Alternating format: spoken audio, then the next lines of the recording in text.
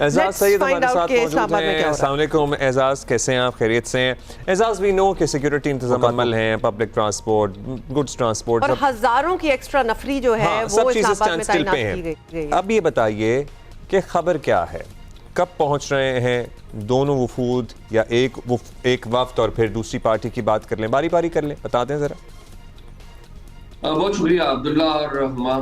मुझे पता है कि जब से ये क्राइसिस शुरू हुआ है, रोजाना सुबह आपकी आगाज भी इसी मामले से होती है और हम भी इसी मामले से आगाज करते हैं और रात गए तक यही काम कर रहे होते हैं। देखिए, दो इसमें फरीक हैं। आप जानते हैं अमेरिका और ईरान दोनों से हमारा राब्ता है और बरह रास्त राब्ता है। ईरानी हुकाम से भी राब्ता है और अमरीकी हुकाम से भी। इस वक्त इस्लामाबाद में रात गए तक 13 अमरीकी जहाज पहुंच चुके हैं, यानी कि जो एडवांस पार्टीज हैं उनकी सिक्योरिटी से मुतल्लिक इक्विपमेंट भी लेके आते हैं, मुख्तलिफ व्हीकल्स भी लेके आते हैं। तो वो 13 जहाज़ों में वो सारी चीज़ें आ चुकी हैं। यानी कि अब सिर्फ 3 बंदों का इंतजार है, यानी कि स्टीव विटकॉफ का जो कि स्पेशल एनवाई हैं उनके मिडल ईस्ट के हवाले से, जैरेड कुशनर जो कि डोनाल्ड ट्रंप के करीबी अजीज हैं, और तीसरे सबसे अहम जेडी वांस जो कि वाइस प्रेसिडेंट है। लेकिन तमाम तर ग्राउंड प्रिपरेशंस के बावजूद, एडवांस पार्टीज के बावजूद, अभी तक जो तेहरान है उससे एक वर्ड नहीं निकला कि वो अपना डेलीगेशन कब भेज रहे हैं, बल्कि वो ये कह रहे हैं कि जो वायलेशन की गई है इस सारे मामले में, यानी कि ये जो वेसल रोकी गई है उनकी अमेरिका की तरफ से, वेसल जो कब्जे में ली गई है, उसको जब तक रिलीज नहीं किया जाता और ये जो धमकियों की जुबान है ये बंद नहीं की जाती, उस वक्त तक ईरानी मुज़ाकरात में शरीक नहीं होंगे। तो ईरानी हुकाम से जो हमारा राब्ता है वो अभी तक हमें बताने से गुरेजा है कि उनके वफद के अरकान कब आएंगे। और जाहिर है इसका बैकग्राउंड वही वेसल है जिसे 19 अप्रैल की रात को अमेरिका ने अपने कब्जे में लिया। टॉस्का नाम है उसका, तकरीबन 900 जो फीट लंबी है, और ये शंघाई से, अहम बात यह है कि ये शंघाई से शंघाई से बंदराबाद जा रही थी जी, और इसे रास्ते में पकड़ा। और मेरे ख्याल में अभी तक उसकी डिटेल्स नहीं आई कि उसके क्रू मेंबर्स कितने हैं। ईरानी जो मीडिया वो बता रहा है कि उसमें फैमिलीज भी थी क्रू की, लेकिन जो लोग इस मामले को जानते हैं वो समझते हैं कि जो अमेरिकन हैं, अमेरिकन इंटेलिजेंस है, वो देखना चाह रही है कि इस वेसल में क्या था, क्योंकि ये वेसल पहली दफा यहाँ से नहीं गुजर रही। ये मुतअद्दिद बार चीन और ईरान के दरमियान सफर करती है और अमेरिकन इस बारे में क्विजिटिव हैं कि दोनों मुल्कों के दरमियान क्या चल रहा है, वो क्या चीजें हैं जो इन कंटेनर्स में होंगी जो इस वेसल पे थे। तो वो जो वेसल पकड़ी है वो अभी तक वजह इतराजा है। पाकिस्तान पूरी कोशिश कर रहा है। आपको पता है कल पाकिस्तान के डिप्टी प्राइम मिनिस्टर साग डार ने अब्बास अराची जो कि उनके फॉरेन मिनिस्टर है उनसे बात की है। फिर हमारे जो वजीर दाखिला मोहसिन नकवी, बड़े अहम, आपको पता है कि 15 से 18 अप्रैल को जो फील्ड मार्शल आसिम मुनीर ने दौरा किया था, तेहरान का अनप्रेसिडेंटेड दौरा किया था, उसमें मोहसिन नकवी उनके साथ थे। तो मोहसिन नकवी गए हैं ईरानी एम्बेसी में और जाके उन्होंने रजा मीरी मुकद्दम जो कि ईरानी मुज़ाकरात में एक अहम तरीन मुज़ाकरातकार है, हम 2 बंदों का नाम लेते हैं, तीसरे मुज़ाकरातकार रजा मीरी मुकद्दम है जो उस दिन वहां पर मौजूद भी थे, तो उनसे मुलाकात की है। तो ये 2-3 डेवलपमेंट्स हैं। अभी तक ईरानी जो है वो कुछ बताने के लिए तैयार नहीं है। तो अमरीकी कब तक पहुंचेंगे? बिकॉज ये भी बड़ी ऑकवर्ड पोजीशन हो जाएगी अमरीकियों के लिए कि वो यहाँ आके बैठे हों और दूसरी पार्टी का पता ना हो कि वो आ भी रहे हैं कि नहीं आ रहे। नहीं, ये वैसे एजाज, ये सिनारियो हम क्या फोर्सी कर भी सकते हैं। माना कि आप कह रहे हैं 13 जहाज जो है उनके with equipment and advance teams वगैरह वो सब कुछ आ चुके हैं, फाइन। लेकिन अब अमेरिका को और अमेरिकनों को वहां से निकलते हुए अमेरिका से पहुंच जाएंगे and it's a long journey. It's not like Iran से आए तो जी 2 घंटे 2 में आप पहुंच जाए, इट्स नॉट लाइक दैट। तो उनको बहुत अश्योरिटी चाहिए होगी कि ये ईरानी आ रहे हैं तो हम चलेंगे ना वहां से।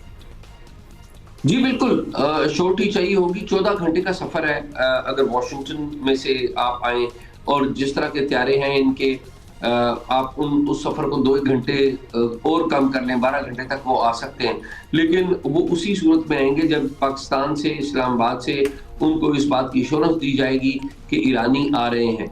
तो ये की जा रही है कि आज बड़ा ब्रेक थ्रू होगा, लेकिन इसमें ना एक बात याद रखने की है उमा, कि आज 21 अप्रैल है और इस वक्त आप अगर टाइम देखें तो सुबह 9 बज रहे हैं।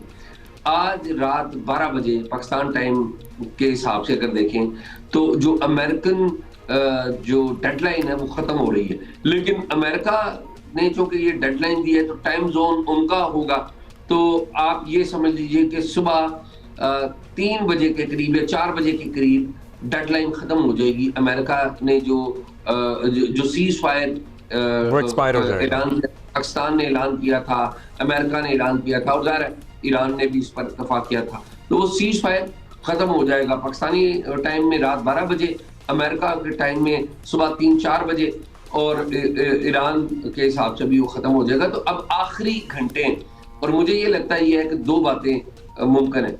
एक तो ये है कि आज किसी टाइम पे अनाउंस कर देंगे ईरानी कि वो आ रहे, और उससे पहले आपको पता है कि ये बात अब रिपोर्ट भी हो चुकी हुई है, इसलिए बताने में कोई ऐसी माने बात नहीं है, अमेरिकी मीडिया ने भी बताया है और वैसे भी आ चुकी है ये बात कि पाकिस्तानी जो फील्ड मार्शल हैं आसिम मुनीर, उनकी अमेरिकी सदर डोनाल्ड ट्रंप से टेलीफोन पर बात हुई है। कल इस पे आपने वैसे टॉक शॉक किया था बड़ा तफसील से, तो उसमें जो फील्ड मार्शल ने उन्हें बताया सारी सूरत हाल अमेरिकी सदर डोनाल्ड ट्रंप को, और फिर बाद में एक खातून है जूलिया, उन्होंने फोन किया अमेरिकी सदर डोनाल्ड ट्रंप को कि बताएं कि फील्ड मार्शल जो पाकिस्तानी आसिम मुनीर है उन्होंने क्या रेकमेंड किया। तो ट्रंप ने कहा कि जी उन्होंने कुछ रेकमेंड नहीं किया।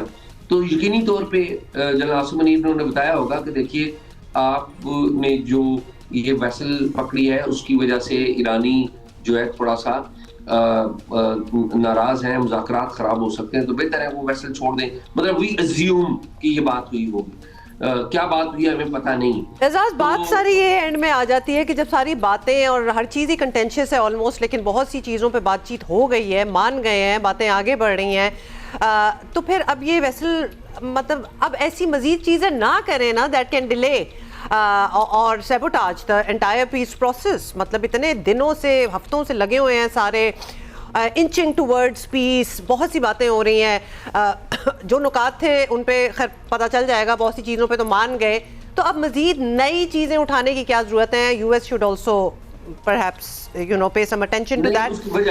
उसकी वजह क्विकली ये है कि देखिए अमेरिकी सदर डोनाल्ड ट्रंप जिस जोरों शोर से इसराइल के साथ इस वॉर में आए थे और जिस तरह के उन्होंने ऑब्जेक्टिव्स अनाउंस किए थे, वो ऑब्जेक्टिव्स फुल नहीं हो सके।